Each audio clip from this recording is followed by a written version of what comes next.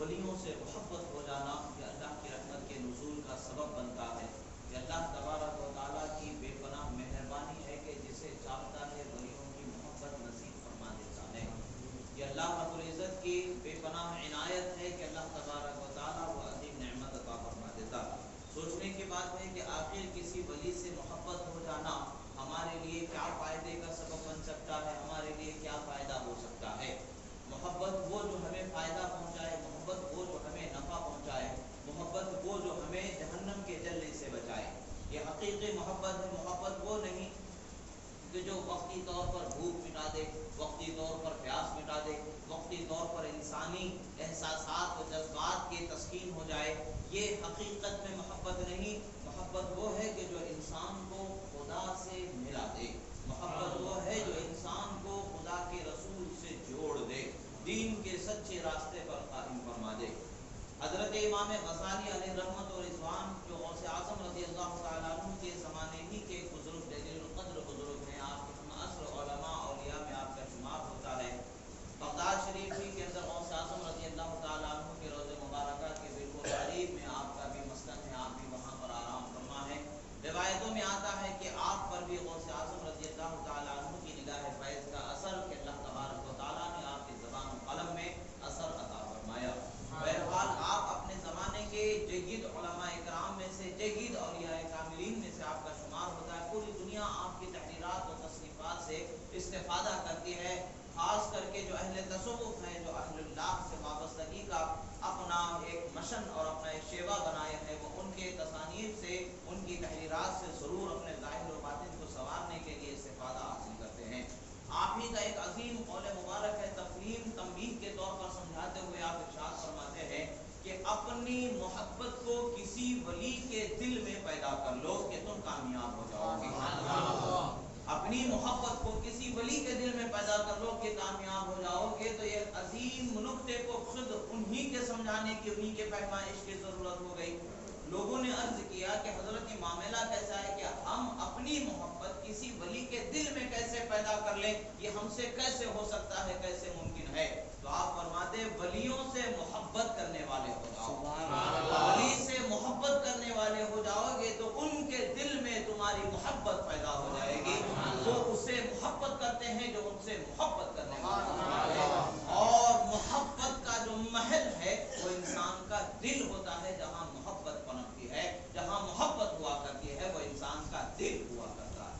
محبت انسان کی وہ چیز ہوتی ہے کہ انسان کے دل میں جس کی جگہ ہوتی ہے, اور اللہ کے ولیوں کا دل وہ مقام ہے جہاں اللہ تبارک و تعالی ہر لمحہ نظر رحمت فرمایا. اس جگہ میں اگر ہمارا گزر ہو جائے, اس جگہ میں اگر ہمارا ٹھکانہ ہو جائے, وہاں اگر ہمارا گزر ہو جائے, تو کون سے وقت کی نظر رحمت, ہمارے جو ذکر ہے, ہماری محبت ہے, وہ ہمارے وجود سے متعلق چیز ہونے کی وجہ سے کون سے وقت کی نظر رحمت اس پر پڑ جائے کہ ہمارا بھی بیڑا پار ہو جائے اور ہماری بھی دل کی دنیا کو خدا تعالیٰ تبدیلی عطا فرما دے. حاصل کلام یہ ہے کہ مقدر اگر اپنا چمکانا چاہتے ہو, اگر اللہ کی واقعی میں رحمت کے خود کو حقدار بنانا چاہتے ہو, اگر واقعی میں اللہ کی رحمتوں کے حصے دار, اپنے آپ کو حصے دار بنانا چاہتے ہو, نعمتوں سے اپنے آپ کو مالا مال کرنا چاہتے ہو, تو اللہ کے ولیوں سے محبت کرنے والے ہو جاؤ. اور اللہ کے ولیوں کا شیوا ہے, جو ان سے محبت کرتا ہے وہ بے شک ان سے محبت کرنے والے ہیں, بے شک ان سے محبت کرتے ہیں. اس لیے کہ جو محبت کرنے والے ہیں, محبت کو جواب میں محبت ہی کے ساتھ نوازا جاتا ہے. اور ان کے دل میں اگر محبت ہماری پیدا ہو جائے, اور ان کا دل جو خدا کی رحمتوں, انوار و تجلیات کی آماج گاہ بنا ہوا ہے, ان آماج گاہ, وہ جو آماج گاہ ہے اس میں جو انوار و تجلیات کے نورانی کرنیں ہر لمحہ اتر رہی ہیں, ان میں سے ایک چھوٹا سا چھٹا اگر ہمارے وجود پر ہو جائے تو ہماری دنیا کامیاب ہو جائے اور آخرت بھی سنور جائے. اسی اہم نقطے کی طرف توجہ دلاتے ہوئے اللہ کے عظیم محبوب بندے حضرت امام غزالی نے ہمیں درست اور توجہ دلائی ہے. اور پھر اللہ کے رسول صلی اللہ تعالی علیہ وسلم کے حدیث مبارکہ سے یہ چیز اس میں ثابت ملتی ہے, ثبوت ملتا ہے. اللہ تبارک و تعالی فرماتا ہے جو میرے ولیوں سے عداوت کرتا ہے میں اس کے خلاف اعلان جنگ کر دیتا ہوں. عداوت اور محبت دونوں کا ٹھکانہ دل ہی ہوتا ہے. دل میں ہی عداوت پنپتی ہے, دل میں ہی محبت پنپتی ہے. ہاں جہاں عداوت آ جاتی ہے وہاں خدا سے رحمت سے دور ہونے کا, خدا کی رحمت سے دور ہونے کا اعلان ہمیں ملتا ہے. اور جہاں محبت پیدا ہو جاتی ہے رحمتوں انوار و تجلیات کا ملنے کا ہمیں مژدہ مل جاتا ہے. آخر صحابہ کرام رضوان اللہ تعالی علیہم اجمعین کا مقام اتنا بلند و بالا کیوں ہے کہ انہوں نے رسول اللہ سے محبت کی اور رسول اللہ نے ان سے محبت فرمائی, محبت رسول اللہ نے فرمائی. تو وہ جو منبع انوار و برکات ہے, منبع نزول تجلیات ہے قلب مصطفیٰ صلی اللہ تعالی علیہ وسلم میں, ان کی محبت آ گئی تو خدا کی نظر رحمت ان پر ہو گئی. ایسی نظر رحمت ہوئی کہ ان کا درجہ پھر کسی کو میسر ہی نہیں ہو سکتا ہے.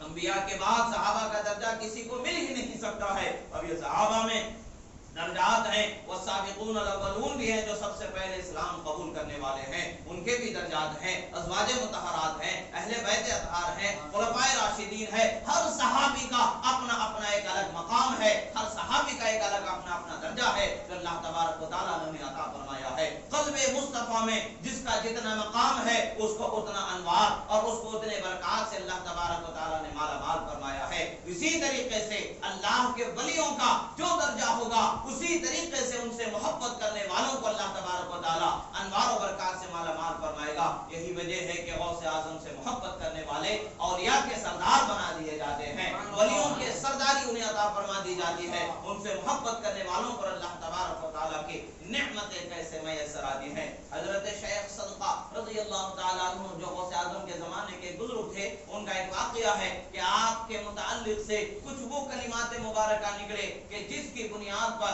وقت کے بادشاہ اور زمانے کے جو علماء تھے, جن کی نظر, جن کی سمجھ اللہ والوں کے کلام کے معنی کی تہ تک پہنچنے والی صلاحیت نہیں رکھتی تھی, ان لوگوں نے آپ پر انکار کیا. اور وہ انکار اس حد تک کہ بڑھا کہ بادشاہ کے پاس آپ کی شکایت پہنچی اور معاملہ یہ ہوا کہ آپ کو قتل کر دینے کا اعلان کر دیا گیا اور سزا دینے کا حکم جاری کر دیا گیا. معاملہ ہوا کہ جب انہیں لایا گیا تو غوث اعظم رضی اللہ تعالیٰ عنہ کے فیض سے وہ مالا مال تھے, ان کے ایک مرید تھے. انہوں نے چیخ کر کے غوث اعظم کے لیے ندا بلند فرمائے, واہ شیخا, فرمایا اے میرے شیخ کے شیخ پیرانے پیر, میری مدد کے لیے میرے مرشد کی حفاظت فرمائیے. انہوں نے جیسے ہی زبان سے یہ کہا کہ آسمان سے دیکھنے والوں نے دیکھا کہ ایک دست مبارک ظاہر ہو رہا ہے, اور بادشاہ نے اس کو دیکھا, اس پر ہیبت طاری ہو گئی. وزیر نے دیکھا, اس پر ہیبت طاری ہو گئی. جو جلاد تھا جسے قتل کرنے کا حکم تھا اس پر ہیبت طاری ہو گئی. تلوار کو پھینک دیا گیا.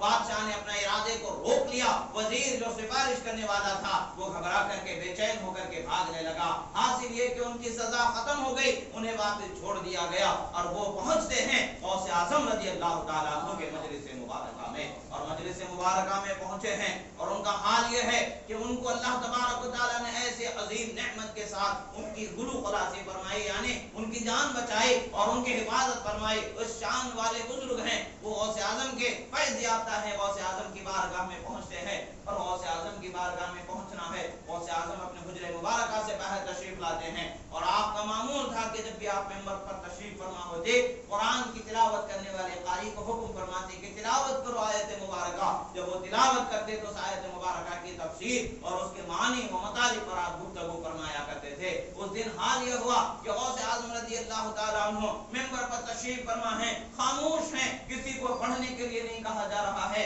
خود نہیں کچھ بول رہے ہیں, مگر محفل کا حال یہ ہے کہ وجد پر وجد انسانوں کو طاری ہوتا جا رہا ہے. کسی کی جان نکلنے کا حال بنا ہوا ہے تو کسی کو خود کا ہوش نہیں ہے, بے چینی طاری ہے. حضرت شیخ صدقہ اپنے دل میں سوچتے ہیں کیا معاملہ ہے. شیخ نے گفتگو بھی نہیں فرمائی, شیخ نے تکلم بھی نہیں فرمایا, قال بھی نہیں فرمایا کہ حال کا اس قدر غلبہ نظر آ رہا ہے, کیا معاملہ ہے, سمجھ سے بالا تر ہے. حضرت غوث اعظم رضی اللہ تعالیٰ عنہ ان کی طرف نظر کرتے ہیں, انہوں نے دل میں خیال کیا تھا, ان کی طرف نظر کرتے ہیں, فرماتے ہیں اے لہذا اے سنو, یہ بات وہ نہیں ہے. آج بیت المقدس کے مضافات کے ایک پہاڑ کے مضاف میں رہنے والے ایک اللہ کے ایسے ولی ہیں جو صرف ایک قدم پر بغداد میں پہنچ چکے.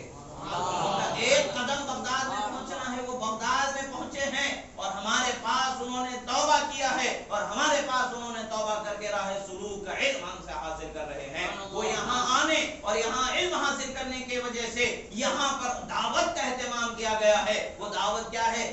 खिलाने का नहीं है, पेट भरने का नहीं है, दिल को लबरेज करने वाली दावत है, मारिफत इलाही को पिला देने वाली दावत है, और दिल में मारिफत के चश्मों को, दरिया को बहा देने वाली दावत है।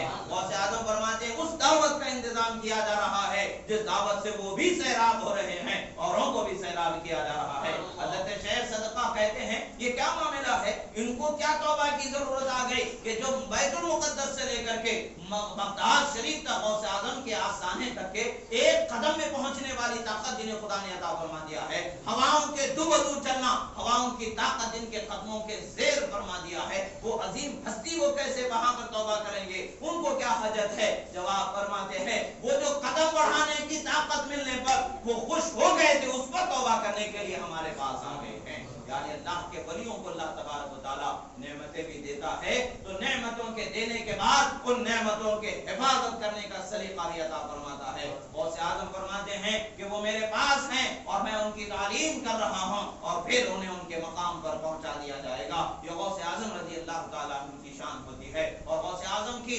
मोहब्बत को दिल में बसाने वाले, जब उनकी मोहब्बत को दिल में बसा करके जिंदगी जीने वाले होते हैं, जब अल्लाह की बारगाह में उनकी जात का वसीला लेकर के दुआ करते हैं तो यकीनन अल्लाह तबारक व तआला दुआओं को कबूल फरमाता है। अज़ीज़ान मोहतरम, अल्लाह के वलियों से मोहब्बत रखना यह हमारी कामयाबी की अलामत है। जिस कदर हमारे दिल में उनकी मोहब्बत होगी, उनके दिल में हमारी भी जगह बनती जाएगी, और जगह अगर उनके दिल में बन गई तो खुदा की रहमतों का हिस्सा हमें भी यकीनन मिलने वाला है। अल्लाह तबारक व तआला से दुआ है जो कहा गया सुना गया, कहने में, सुनने में, बोलने में, समझने में, समझाने में जो गलती हुई अल्लाह ताला उसे माफ फरमाए।